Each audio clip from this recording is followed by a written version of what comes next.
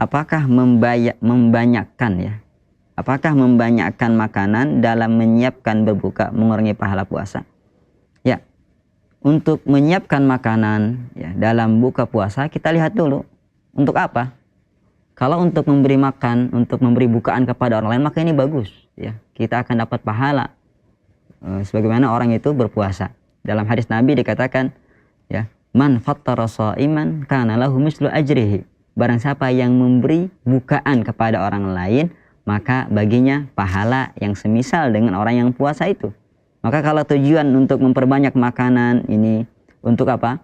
Untuk memberi makan kepada, untuk memberi bukaan, memberi makan kepada orang yang berpuasa, maka kita dapat pahala ya, seperti pahala orang yang berpuasa tadi, tanpa mengurangi pahala orang yang puasa. Jadi jangan sampai orang yang berpuasa, aku nggak mau makan makanan dia, kenapa? Nanti kurang pahalaku. Nggak gitu, nggak dikurangi pahala orang yang berpuasa. Seperti itu.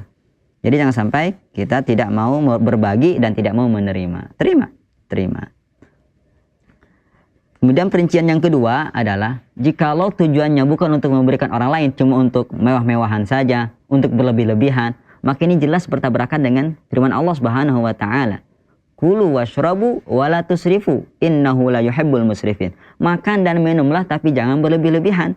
Allah tidak suka yang berlebih-lebihan. Orang-orang yang berlebih-lebihan Allah tidak menyukainya. Jadi kalau memang ini untuk memperbanyak makanan, tujuannya hanya untuk israf ya, berlebih-lebihan, maka jelas ini tidak dibolehkan. Jadi hendaklah kita lihat niat kita untuk apa makanan dibuat banyak-banyak, apakah untuk dibagikan atau hanya sekedar untuk balas dendam, ya kan? Balas dendam. Tapi kalau untuk dimakankan, untuk makan banyak tapi untuk semalamnya misalkan, maka tidak masalah. Kembali kepada niat tentunya ya. Wallahu a'lam.